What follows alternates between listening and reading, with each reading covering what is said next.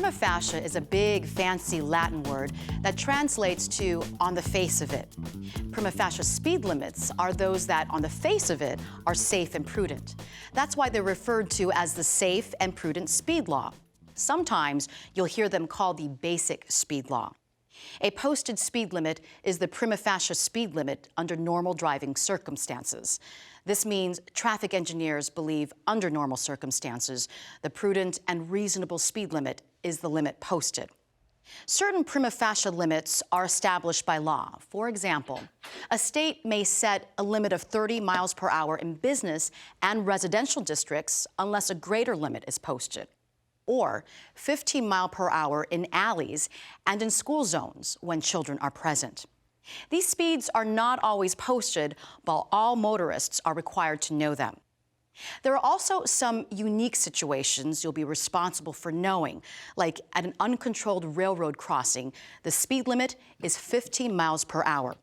A speed greater than 15 miles per hour is permitted if gates, warning signals, or a flagman controls the crossing. Local authorities may also establish prima facie speed limits on the basis of traffic engineering surveys. These intermediate speed limits between 25 and 55 miles per hour allow them to better tailor safety and traffic flow to their individual communities. These surveys include an analysis of roadway conditions, collision records, and the prevailing speed of prudent drivers.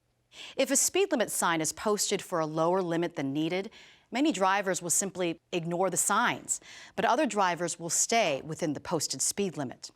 This increases conflicts between faster and slower drivers, reduces gaps in traffic where crossings can be made safely, and increases the difficulty for pedestrians to judge the speed of approaching vehicles. Studies have shown where uniformity of speed is not maintained, collisions generally increase.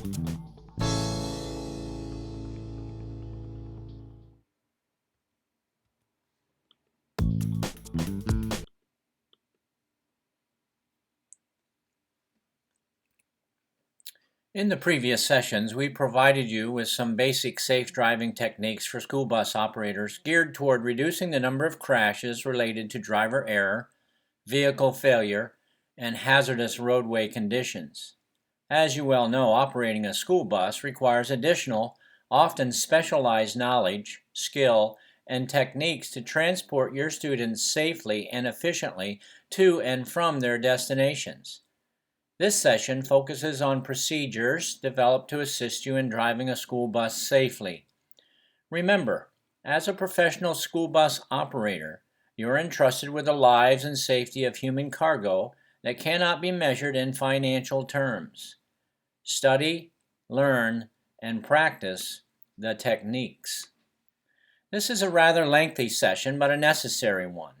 Due to the length of this session, I will be moving right along, so listen fast. Most of what you hear in this session is common knowledge, but there will be some things that I will emphasize, knowing that it will be helpful as you drive, and some things will appear on your knowledge tests, or you will need to know this information for your road test. Here are the objectives, and since we will be going over them, I'm not going to take time to read through them.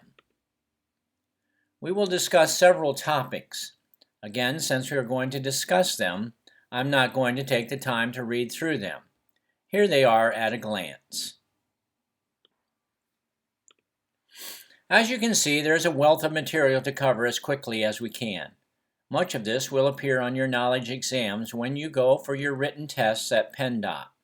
I will do my best to emphasize what I know you need to know. School buses are designed to protect their passengers. The National Highway Traffic Safety Administration, NHTSA, has a legislative mandate under Title 49 of the United States Code, Chapter 301, Motor Vehicle Safety, to issue federal motor vehicle safety standards and regulations to which manufacturers of motor vehicles and equipment items must conform and certify compliance. These federal safety standards are regulations written in terms of minimum safety performance requirements for motor vehicles or items of motor vehicle equipment. These requirements are specified in such manner that the public is protected against unreasonable risk of crashes occurring as a result of the design, construction, or performance of motor vehicles, and is also protected against unreasonable risk of death or injury in the event crashes do occur. There are many FMVSS and several which are specific just for school buses. When you get your license, you will most likely have a restriction on it that states you cannot drive a Class A bus. Please do not get confused on this, as there are differences between a type of bus versus a class of bus. A Class A bus is a bus that is in tandem or has two separate parts. It's like a bus pulling another engine-less bus. Without special training and testing, you will not be allowed to drive a Class A bus. Today I will be showing several videos intended to help the general driver drive better. They are not necessarily directed at the bus driver, but will hopefully serve as a help to those of us who will be operating a school bus. Here's one now on defensive driving, which will follow these points about what is different about a bus.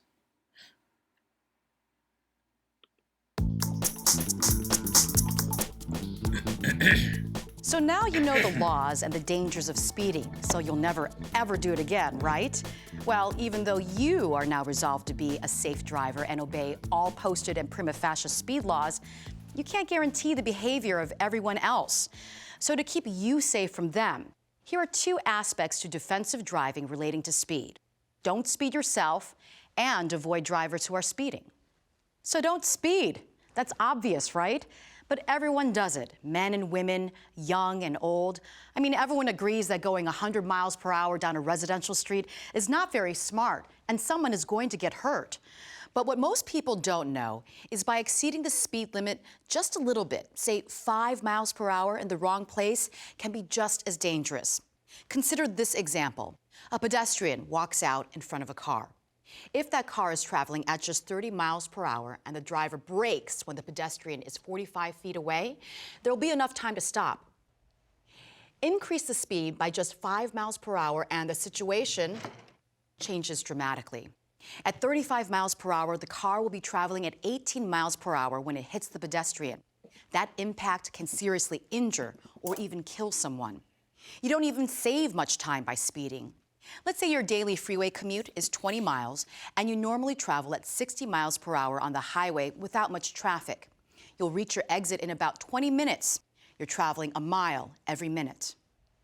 Now assume on one particular morning you're running about 15 minutes late and decide to pick it up a bit. So you drive 70 miles per hour. Now you'll reach your exit in 17 minutes. So you saved a mere 3 minutes and you're going to be late anyway.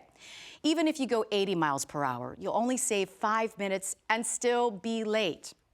Now consider this. You probably also travel on surface streets both before and after the freeway. Here, your speed is much lower than 60 miles per hour, so the savings dwindle even further. It's much better to simply call ahead to let people know that you are running late and drive at normal speeds. Just don't call while you're driving. So if it's dangerous, costly, and doesn't save time, why do people do it? There are dozens of reasons, but let's take a look at the top 4. What do you think the top reason is? Yep, that's right, running late. Anyone can run late. Yet studies show that people dislike being late and really try to be on time. The problem is simply an inability to control time due to other factors. But there is some evidence to suggest that chronically late people perceive time differently than people who are consistently on time. People who are frequently running late tend to underestimate the time required to reach their destination and may underestimate the time needed to accomplish tasks that they've done hundreds of times, like getting dressed for work. Late people tend to be eternally optimistic about how long it takes to get somewhere, even in the face of contradictory evidence. For example, a person may think that they can drive the 10 miles to their office in 7 minutes, even though they've accomplished it only once 3 years ago. But that 7-minute time becomes ingrained. To reach a destination on time, all preparations leading up to arriving must be executed on time as well. But there's hope. Here are some tips to keep you running on time. Time yourself. You can improve your ability to estimate time by performing the following test. For example, write down how long you think it takes to do the following tasks. When you have a chance, actually time these tasks from start to finish and compare them with your estimates. You may be surprised to find some estimates may be off by 10 minutes or more. You may even find some tasks take longer on different days. By thinking in more realistic timeframes, you'll be able to avoid running late. Never plan to be on time. Always plan to be early. Late folks tend to have an aversion to waiting. They try to time their arrivals to the minute.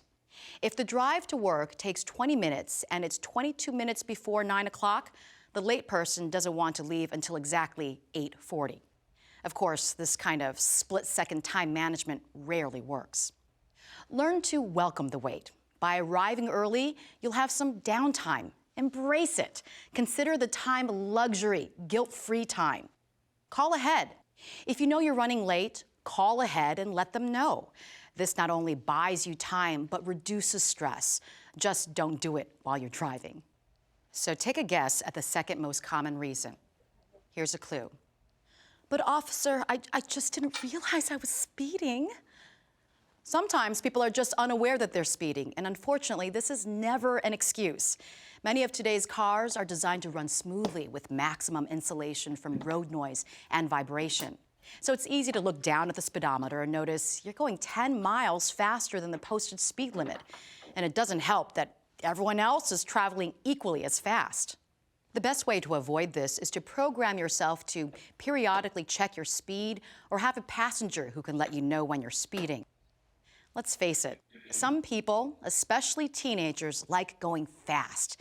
They enjoy the adrenaline rush. Patrol officers have a simple word of advice for them. Go to a track.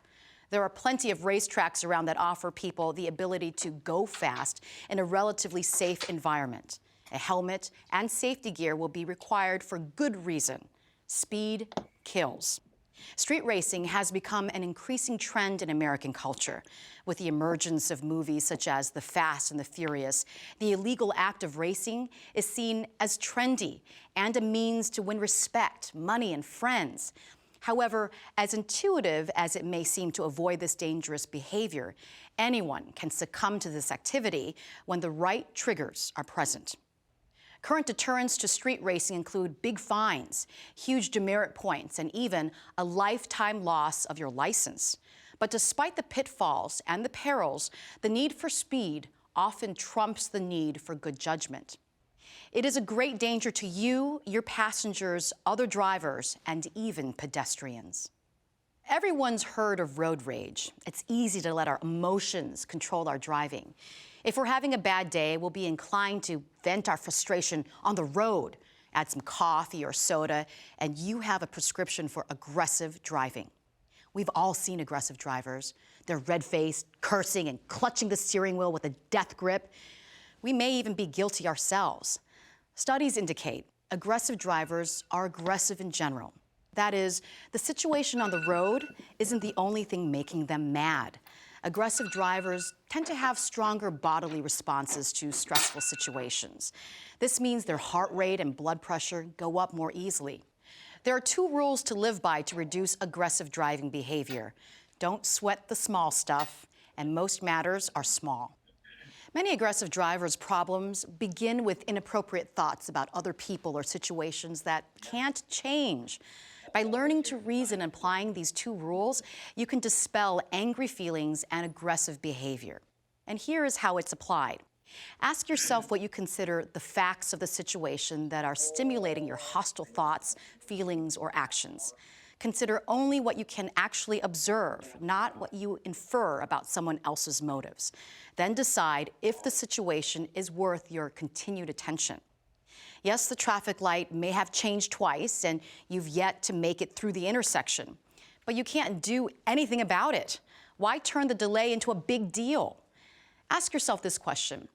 Do you have better ways of spending your emotional energy than being upset? In nearly all instances, the situation is not worth it. Even though a traffic snarl or jam-packed freeway causes frustration and anger, in the greater scheme of things, the whole situation is unimportant and not worth getting aggressive about.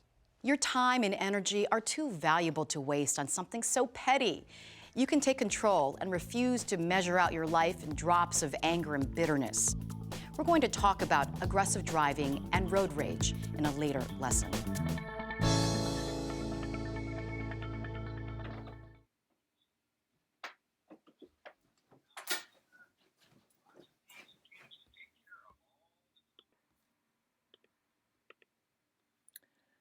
The phases to the driving task are the same no matter what vehicle you drive. There are three distinct phases to the task of driving: information, decision, and action. Roadway information leads the driver to decide to do something. The results of that information lead to action, provides more information, which then starts the process over again. Further complicating the task of driving are distractions for the driver, both inside and outside the vehicle. For example, cell phones or weather conditions influence the driving task.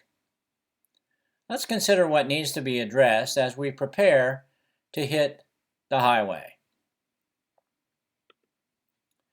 The first is the pre-trip inspection. This should be done every time you and your bus have been out of sight of each other.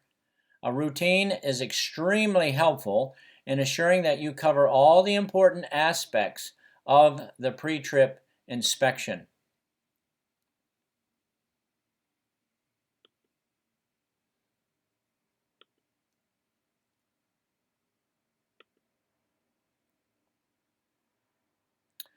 During the pre-trip, you will inspect the most important part. It's the brakes. Let's take time for another video talking about brakes, specifically air brakes, and if we see how they operate, perhaps it will help us to understand better how we need to use the air brake system. Vehicles traveling the nation's highways sometimes weigh in excess of 40 tons. In order for these large vehicles to stop safely, it is imperative that their brakes work properly. The most common brake system in use on heavy motor vehicles today is the air brake system. In this videotape, we will examine the principal components in a typical S-cam air brake system. We will begin at the wheel and work our way back through the entire system. What exactly happens at the wheel the instant a driver applies the brake? In order to answer this question, let's remove the wheels on this dual assembly for a closer look. This can be accomplished by removing the outer wheel nuts,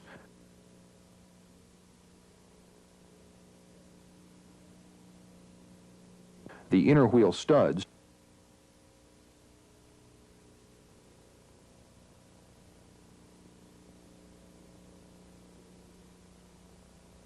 and some retaining bolts which secure the brake drum.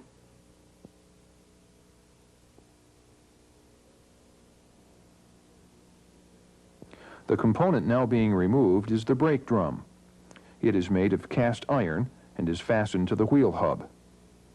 The inside surface of the drum should be smooth and not rusted, cracked, out of round, or contaminated. With the brake drum removed, we can see more clearly what happens when the brake is applied.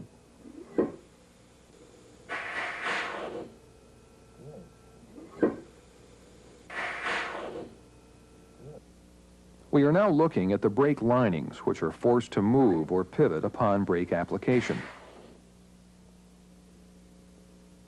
To see exactly what the brake linings move against, let's put the brake drum back into position. As the brake is again applied, watch the brake linings move and contact the drum.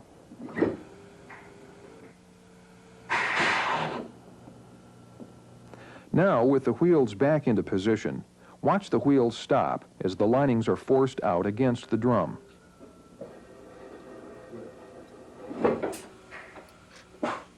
Adequate friction at the drum will in turn stop the wheels and the vehicle.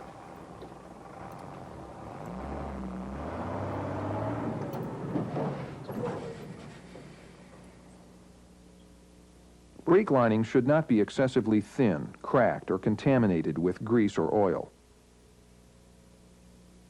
Let's go back and examine each brake component in more detail.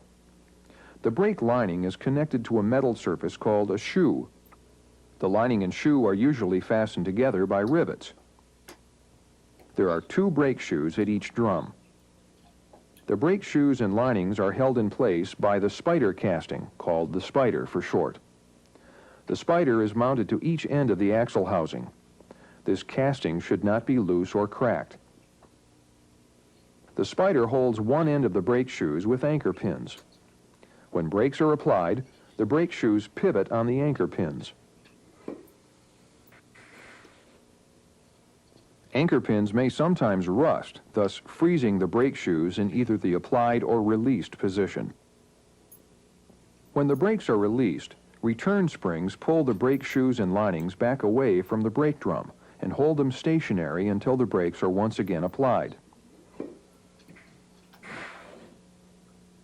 These springs are highly stressed and may fail due to corrosion. The next 2 brake components we will discuss are the cam rollers, located at one end of the brake shoes, and the S camshaft.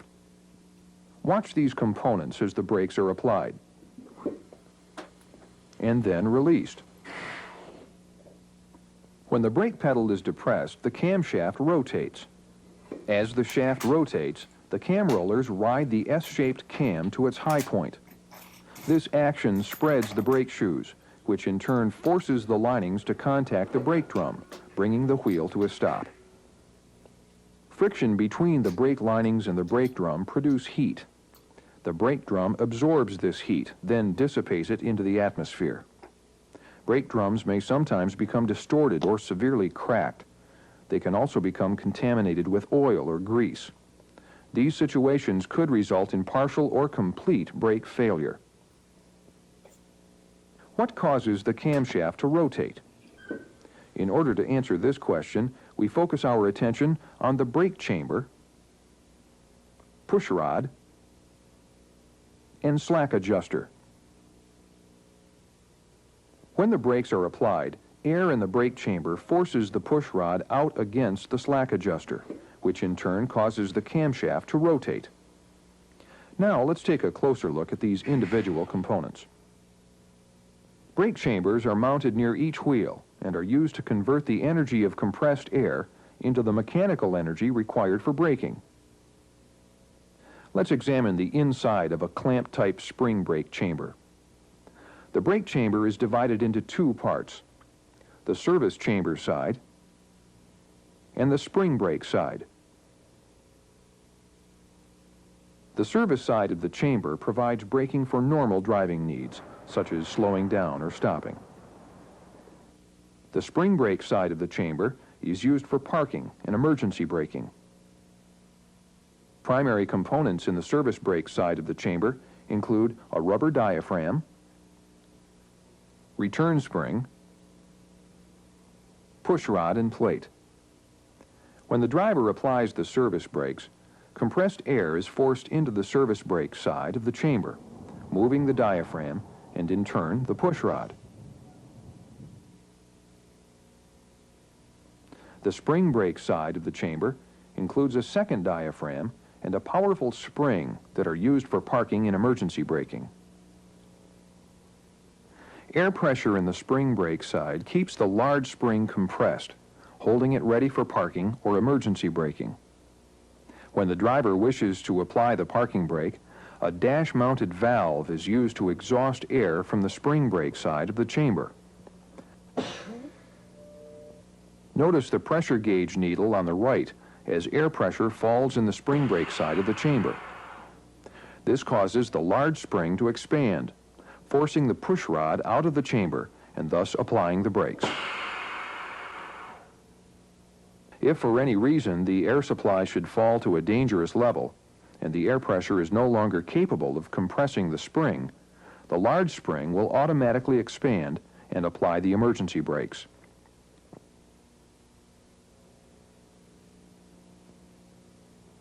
Brake chambers should be free of leaks, bent push rods, loose mountings, missing air fittings, and chafed hoses.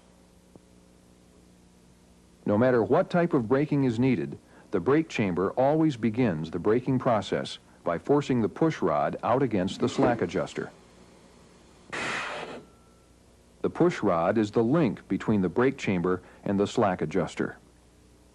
The push rod is connected to the slack adjuster by a yoke and clevis pin. Without this connection, the brakes would not function at that wheel. Slack adjusters take linear motion from the push rod and change it into rotary motion at the camshaft.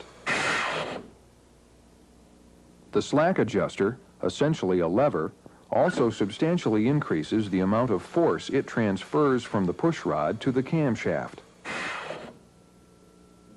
The camshaft has grooves that allow it to fit into the slack adjuster.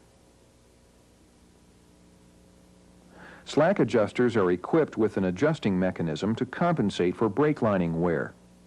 This device is important because as brake lining wear progresses, the push rod must travel further to apply the brakes. Some slack adjusters perform this adjustment automatically. To check for proper adjustment, push rod travel is measured. Brake chamber size and type must also be verified in order to check for allowable push rod travel. With a properly adjusted brake, a slack adjuster and push rod should form about a 90-degree angle with the brakes fully applied. Let's take some time to review all we've covered so far. When the brakes are applied for service braking, air enters the brake chamber, diaphragm moves the push rod forward,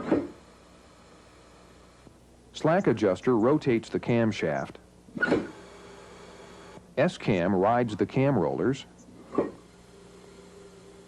rollers force the shoes to spread, linings contact the brake drum, and finally the wheel stops. Thus far, we have examined each brake component starting at the wheel and moving back to the brake chamber. Next, we will examine the principal components which compress, clean, monitor, store, and direct air to the brake chambers. Let's begin by learning about the air compressor. The air compressor is an engine-driven mechanical pump which is the energy source for any air brake system. The compressor's output is controlled by the governor. When air pressure drops below a certain point, the governor activates the compressor. When air pressure returns to normal operating levels, the governor deactivates the compressor. From the compressor, air is directed to the air dryer, where it is cooled, filtered, and dried. The air dryer removes contaminants and moisture from the system. From the air dryer, compressed air is routed to the tractor's reservoir tanks, where air is stored until it is needed to apply the brakes. Usually, there are 3 reservoirs located on the tractor and 2 on the trailer. Air is routed to the various brake components through hoses and tubing designed to resist corrosion and high pressure. A series of valves throughout the system direct, signal, and relay air, as well as control pressure to the brake components. Hose couplers, or glad hands, quickly connect air hoses from the tractor to the semi-trailer. Once these connections are made, compressed air will be routed to the trailer's reservoirs. Compressed air is routed through this complex system of reservoirs, air lines, and valves in such a way to ensure that the tractor would still be able to stop even if part of the air system were to fail because of trailer separation or severe airline or reservoir leaks. Let's now move inside the tractor cab and examine the controls related to the brake system. Gauges mounted on the dash allow the driver to monitor air pressure in the reservoirs. If reservoir pressure should drop to a dangerous level, a visible warning device alerts the driver. This is called the low air pressure warning device. For normal stopping, the driver applies the service brake by depressing the brake pedal, sometimes called the treadle valve. When this pedal is depressed, brakes at each wheel are applied.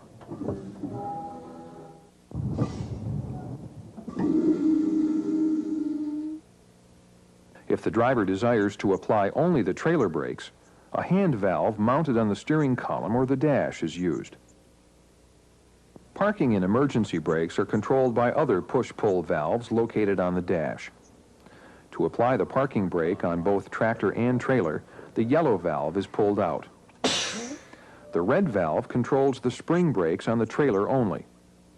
If air pressure is ever unexpectedly lost, the emergency brakes on the trailer would automatically be applied by the spring portion of the brake chamber, and the red valve would pop out. Let's briefly review the components involved in the routing of compressed air to the brake chambers. A compressor supplies pressurized air for the braking system. The governor regulates the compressor's output. An air dryer cools, filters, and dries the air from the compressor. Reservoirs on the tractor and trailer store the compressed air from the compressor until needed to apply the brakes. A series of valves throughout the system monitor, signal, relay, and direct air to brake components. Hoses and tubing move air through the system to the brake chambers. Hose couplers, or glad hands, quickly connect air supply from tractor to trailer. A foot pedal applies service brakes at each wheel. The hand valve applies trailer brakes only. Dash control valves regulate spring brakes for parking and emergency braking. Air enters brake chamber. Studies have shown that brake failure is a leading cause of commercial vehicle accidents.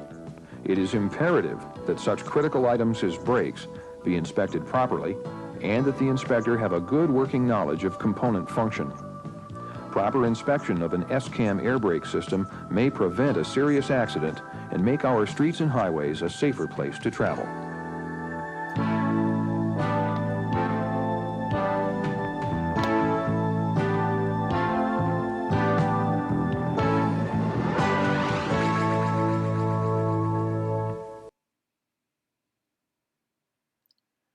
Wow, now that may have seemed like a lot of information to take in, but it was an important part of information that you will need, not just for your written tests, but also as you drive a bus.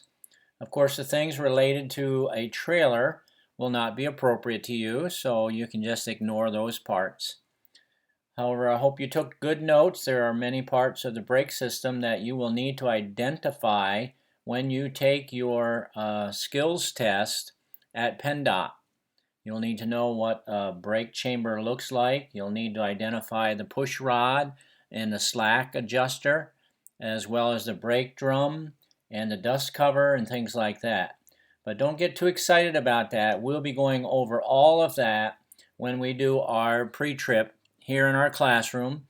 And then when you do your in-bus, which is a required 6 hours course, you will repeatedly examine the parts of the bus, the parts under the hood, the wheels, so on and so forth. So lots of time yet to learn what you just heard about. And if you have any questions about that along the way, we'll take time to answer those questions for you as well. Be certain that all items in the bus are secured. A collision at 50 miles per hour will cause any loose object inside the bus to travel at the same speed. Well, that could do some serious damage. Make sure your seat works for you. Adjust it accordingly.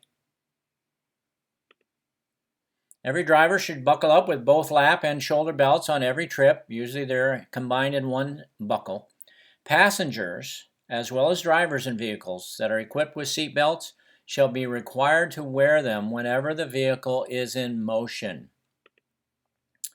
Mirror adjustment is important because of hard-to-see vehicles such as motorcycles and small vehicles. Mirrors are also critical for seeing students during loading and unloading. Adjust your mirrors after you have adjusted your seat. Properly adjusted mirrors remove blind spots, but not all blind spots can be seen even with properly adjusted mirrors. Side mirrors should be adjusted so you can see the sides of your vehicle.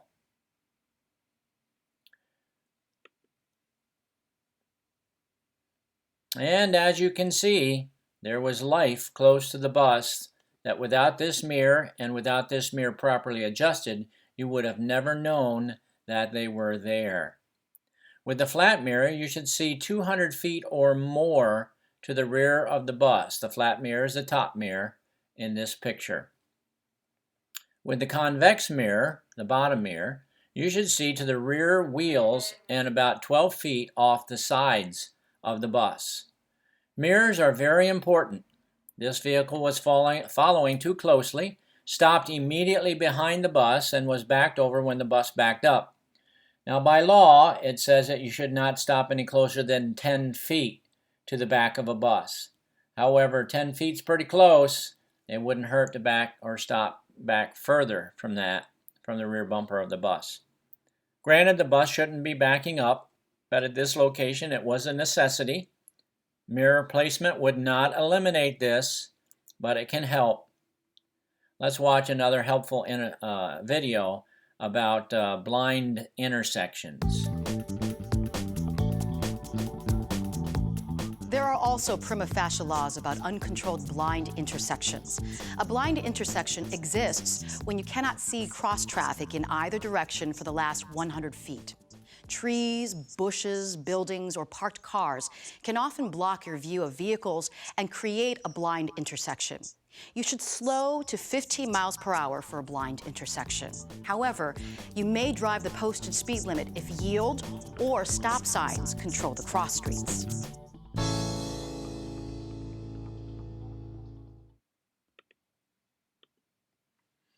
All right, when you're on a trip, especially if you're going out for an activity, you should know your route and become familiar as much as possible with where it is that you are going. There may be a time when you are called upon to drive for a field trip or extracurricular activity. You can call 511, which allows you to instantly access updated road and weather conditions, traffic information, and construction reports for a specific route, region, or city.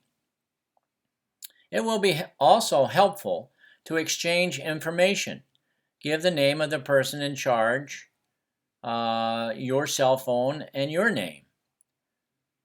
Make sure that they give you their contact information as well. Agree on loading and unloading places and times. Make sure that you and the person in charge know how to get in touch with each other. Make sure that the person in charge knows where the bus will be parked. Let's talk a little bit about diesel-powered motor vehicle idling.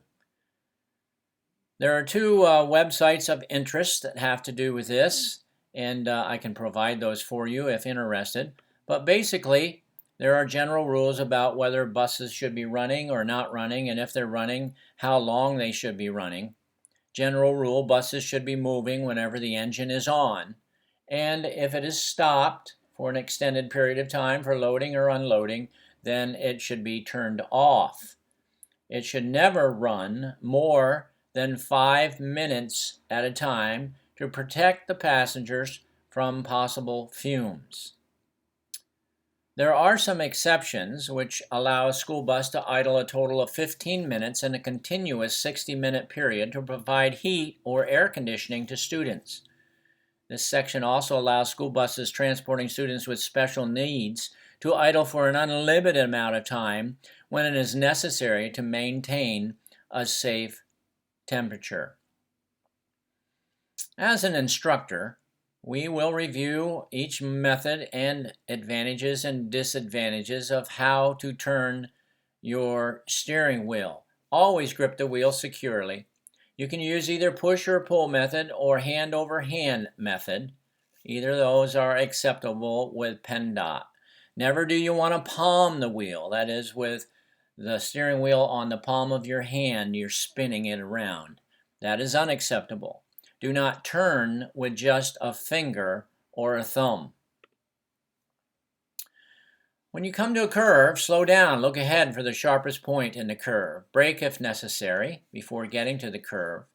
For curves to the right, move as close to the center line as is safe without crossing the center line, and use the width of the lane while rounding the curve. For curves to the left, enter the curve from the right edge of the lane. When you reach the midpoint of the curve, resume power and accelerate through the remainder of the curve. Here is a diagram showing you a left curve and a right curve.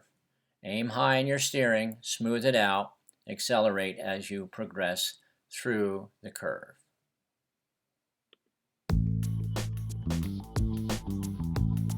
Sometimes drivers must act fast to avoid hazards. The time may come when you will need to move around an obstacle, vehicle, or vulnerable roadway user. What if this maneuver takes you off the paved road? The difference between steering in an emergency situation and steering in a normal driving situation is the speed and amount that you will need to turn the wheel. Steering around an object involves 3 movements. Steer, turn the wheel in the direction you wish to go. Countersteer, turn the wheel back the other way beyond the center point. And straighten out, turn the wheel back to the point where your tires are straight. Timing is crucial, so it's advisable to practice this maneuver with an experienced instructor. It is important, after turning around an obstacle, to get the vehicle going straight before you begin a second steering movement. If your choice is between braking and steering, choose to steer. You can steer around an obstacle in a shorter distance than it takes to stop in front of it.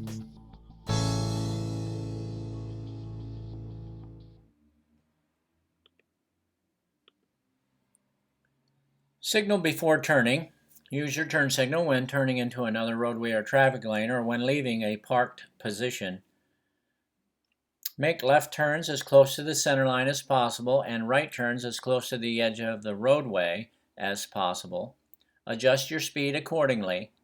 If turning onto a highway with multiple lanes, turn into the closest lane. Here's some things about a left turn procedure, which will be important, but we'll discuss most of this when you do your in-bus, how to make a left turn. And there are several things that are necessary to remember, and it is important to know as you make these turns. And again, we'll go over these in much more detail when we are actually in the bus doing your on-road training. Here's a diagram showing the left turn procedures. Always staying in the appropriate lane when possible. Be careful when you make your turns, as there may be pedestrians in the crosswalk or vehicles beside you that wouldn't necessarily be there, but sometimes there are surprises. As you can see, this pedestrian is not seen behind the mirror, so don't be afraid to move in your seat. Lean forward, lean backward, sideways, to look around the objects on the bus to make sure that as you turn, you will not be running into anything or anyone. Right turn procedures are very similar. Now, you should be taking some careful notes here because there are some facts that will be on your knowledge exams, and you will need to know these things. For example, on this slide, give your right turn signal early. And it suggests here, and you need to know this, that if you're traveling more than 35 miles per hour coming up onto a turn, then you should signal at least 300 feet in advance. If you're doing less than 35 miles per hour, then a notice of 100 feet would be acceptable.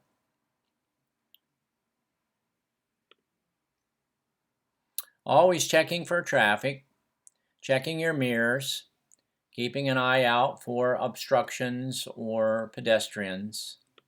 Very, very important. And again, we'll go over the right turn procedures with the in-bus training as well.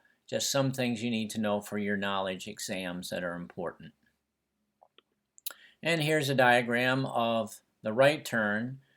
Make sure you do not ever cross the line and go out into oncoming traffic in the road that you are turning from. It is acceptable, as you can see, to go over the center line as you turn on to the road which you want to go. Here's another example of a right-hand turn and the mirror blocking the view. You can't really tell that person is there, except that now you are looking for him or her. If you were not looking for him or her, you probably would not see him or her. Be very careful when you're making your turns. Talk a little bit now about backing up. What are your responsibilities? Can you use a helper? Where are your blind spots? Backing up crashes happen. School bus drivers are encouraged to avoid backing up whenever possible because of this. These results may indicate that clear weather fosters overconfidence in some drivers because 5% do have backup issues, but it's 4 times as likely to occur in clear weather, probably based on overconfidence. Be careful when you're backing up, and there is a way to do that. And again, when we do our in-bus, we will hit specifics about how to back up, where to back up, and whether or not you can have help in backing up, that sort of thing. There are certain techniques to backing up, and you should be aware of them. One here that I'll point out on this particular slide is to keep the students on the bus. Do not allow a student to get off the bus to help you back up ever. If you need to get help, it cannot be a student. If no helper is available, stop the bus in the correct position to back up. Make sure your 4 ways are activated. Now here's another fact you might want to write down. If you're going to come to a place where you're going to back up or turn around, and I'll emphasize this again, you need to turn your 4-way flashers on at least 200 feet in advance. Ask your passengers to be quiet. Put your transmission in reverse. Check your mirrors. Check traffic. Check pedestrians. Back up slowly, smoothly, and in the correct direction. If you're going to have a helper, make sure you agree on signals so that he knows what you will know to be stop or okay or go more left or go more right. Very important that you know your communications between the two. So just briefly here in backing up, here's your summary. Avoid it if possible. Don't back up unless you absolutely positively have to back up. Plan to back up. Know what's behind you. Know where you're going. Keep the students always on the bus. As much as possible, back up on the driver's side. So you're using the mirrors on the driver's side. It's just easier to do it that way. Look at your path as you pass by where you're going to back into, and then look at your path as you're backing up. Do so slowly, smoothly, and get help if you need it, but not a student. How about turning around? Like backing, don't do it unless you absolutely have to. If you're going to turn around, load the students before you turn around. If you're going to unload the students, unload them after you turn around, and get help from your transportation director in doing this so that it is safe and no one ever gets hurt. Making the turnaround, again, activate your 4-way hazards at least 200 feet before your stopping point. Stop the bus in the proper position on the highway, which is generally 1 full bus length ahead of the area in which you are backing. Check traffic to the front, to the rear, to the sides, other roadways, obstacles, poles, trees, mailboxes, culverts. Clearance should be clear on all sides. This is important. And have great visibility. 500 feet is a number you'll need to remember. That is ideal when having to turn around or make a turnaround. Summary. If you can avoid it, avoid it. Load students before, unload students after, and work with your transportation director about that. Okay, here is a diagram about making your turnaround. You go past your turn about 1 full bus length. The second thing is to back up into the turnaround. The third thing is to be prepared to pull out safely into traffic to go the other direction. And number 4, you're well on your way. Talking a little bit about stopping. Remember that braking distance increases with speed, weight, and brake lag. Brake sooner. in a bus. Anticipate your stops and avoid sudden stops. As it regards stopping, there are on most buses today anti-lock braking systems, which is short for ABS. ABS is short for that. And it's designed to help us better control the bus. If you are older and you grew up without ABS, ABS is kind of a tricky thing for us older people. But if you grew up with it, then it's much more readily acceptable.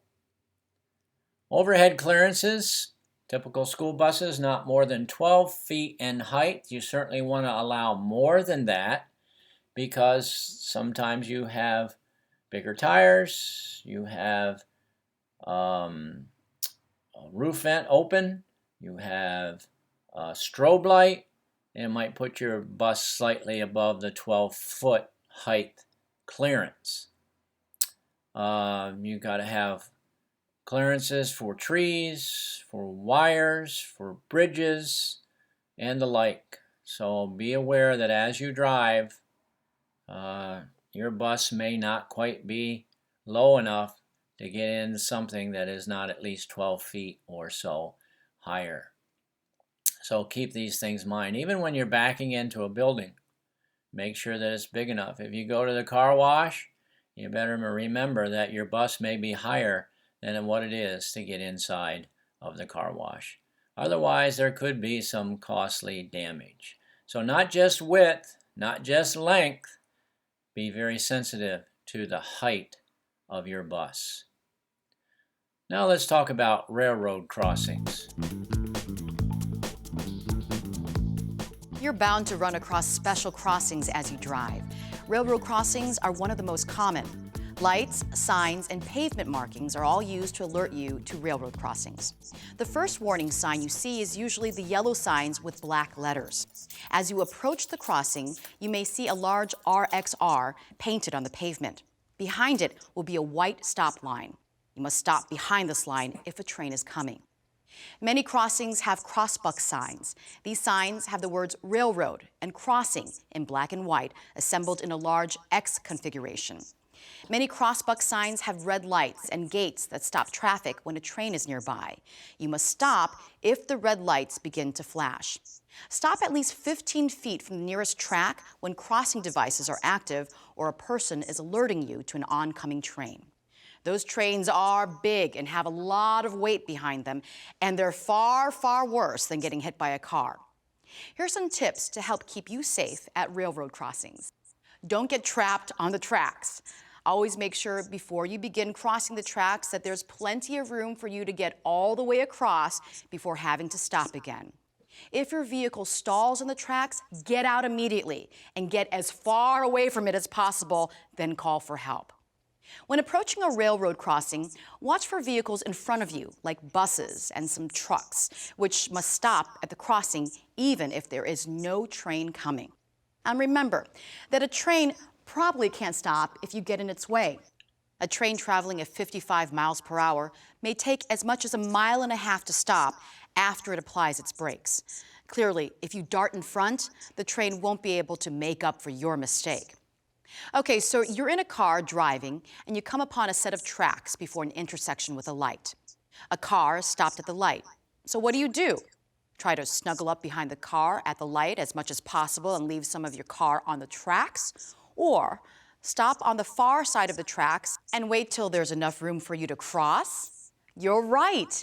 You wait on the other side of the tracks until there's enough room. Then cross and proceed through the intersection.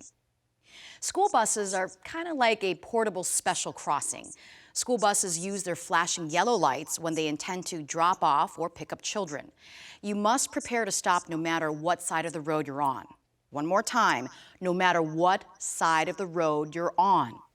School buses also have flashing red lights. When these come on, it means children are actually entering or leaving the bus. Remain stopped as long as the red lights are flashing.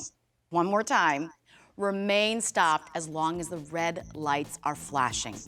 The only time you don't have to stop is if the bus is on the other side of a divided or multi-lane highway.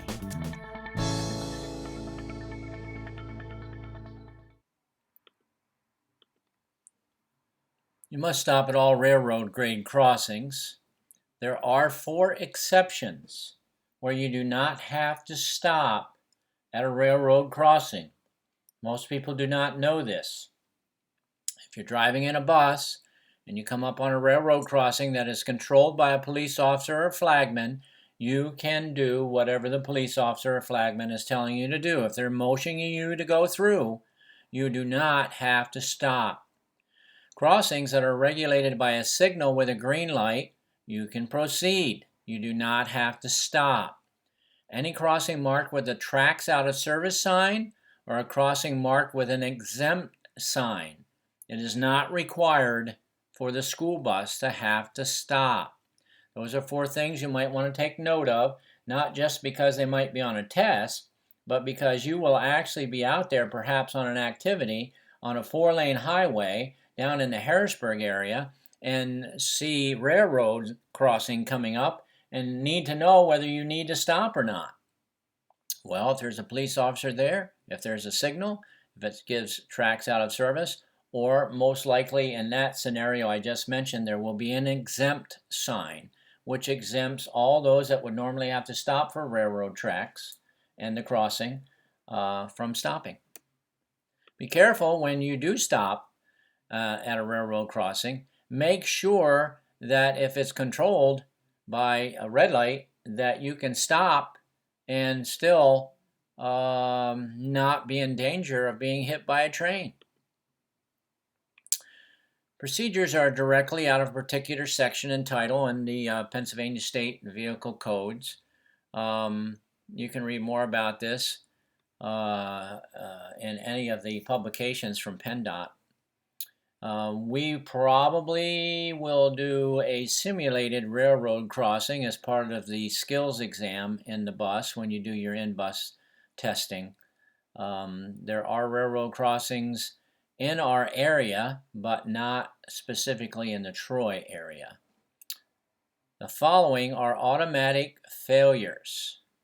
All right, if you do not activate your 4-ways in advance of the railroad grade crossing, and I suggest you do that within 100 feet of the crossing, although I don't know if there's a specific footage for railroad crossings. You just want to make sure that they are activated. And you must stop completely between 15 feet and 50 feet from the nearest rail, and then if necessary pulling up a little bit to see if you need to. But if you do not stop 15 feet to 50 feet from the nearest rail, you will automatically fail your driver's test. Not looking and listening for a train to come, automatic failure. Not proceeding without shifting, automatic failure. Drivers should be made aware of these for sure. Know this because it will be a part of their exam.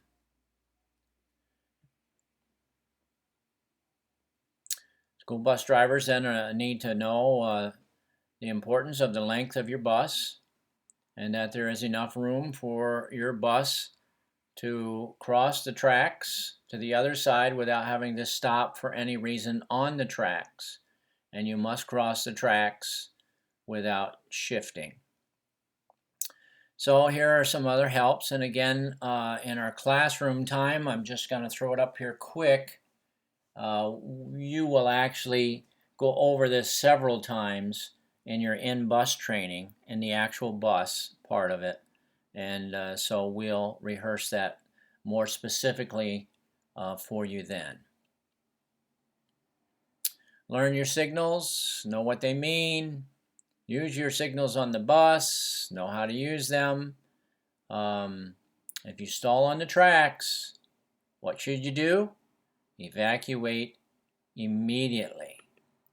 Do not ignore a signal. Do not go around the gate. Stop on the tracks. No, no, no. Shift gears while you're crossing. Automatic failures. In this particular picture, you can see that a school bus is stopped at a red light, which is controlling the intersection, but because of the length of the bus, the rear of the bus is hanging over the railroad tracks. To correct this, the bus should have stopped prior to the tracks and waited for the light to go green before proceeding over. 2 fatalities here. The driver did not stop, took the cab of the bus a few hundred feet down the road and left the rest of the bus sitting there facing into the train. Railroad crossings can be extremely dangerous. Make sure you're aware of the rules and regulations.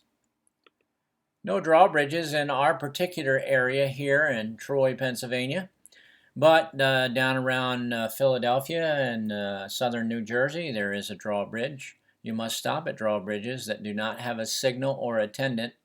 Stop at least 50 feet before the draw of the bridge. After stopping, proceed when it is safe. Use low gear and don't shift. All right, we're going to go through some slides quickly here about entering the flow of traffic. And again, just glancing through them quickly, because we will actually go through all of this with the in-bus instruction. But for our classroom time, I just want to touch on entering the flow of traffic. And it is appropriate to do so. You can do so, but you want to be aware of traffic, pedestrians. You want to make sure you check all your mirrors and are ready to flow into traffic. Yielding the right of way. If a sign says yield, drivers do not have to let you in. You are the one that is supposed to yield. So you would have to wait until there is an opening in traffic for you to proceed. Exiting, kind of just the opposite. Make sure you signal, be aware of traffic, check all your mirrors, slow down gradually, and turn off your signal after you have exited. Entrance and exits ramps are very similar. Checking your mirrors, checking your traffic, not just motor vehicle traffic, but pedestrian traffic.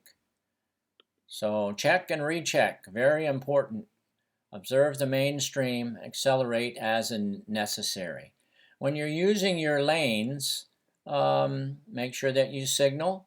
Stay within one lane for normal driving. Make sure you always have the big picture of who's around you in case something happens in front of you or you need to come to an abrupt stop. Know how you can avoid any particular situation. So that would be good. Notice here that the last line says activate your four-way hazard warning lights when your speed is below the posted speed on open highways. So it's not 40 miles per hour or less. It's when your speed is below the posted speed, you're supposed to have your hazards on. Use parking lane for stopping and parking only. Always follow at a safe distance. Remember that you have blind spots and they are areas where you cannot see. Trucks and buses, of course, the area is bigger and larger. Directly behind your bus is a tough spot to see. Even if you have a mirror, it is okay to look over your shoulders, especially when you're pulling away from a stop or you're parallel parking or whatever. You will not be penalized for looking over your shoulders.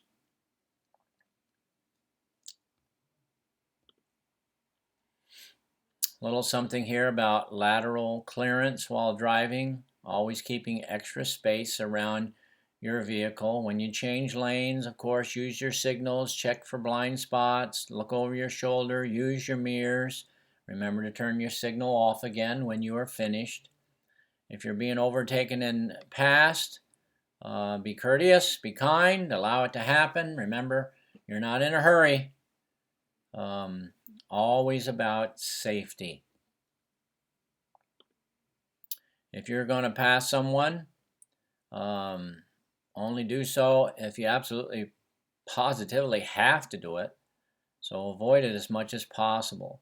You really gain very little if you have to pass another car that is driving down the road.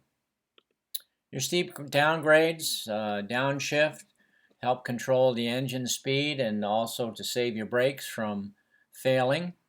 Very important to use your engine to hold your bus back along with supplemental use from your brakes and not vice versa. Brakes will always heat up, so go slow. Last resort, look for a place to escape. Snub braking is something that you should know about. You need to select the right gear before you start down any downgrade. Go slow, and then snub braking actually happens as you apply the brakes just hard enough to feel a definite slowdown. When your speed has been reduced to approximately 5 miles per hour below your safe speed, then you release the brakes. When your speed has increased at 5 miles an hour, then you slow down 5 again. So that's called snub braking, and you just repeat it. 5 mile an hour slower than your safe speed. When you get back up to your safe speed, apply the brakes. It's called snub braking.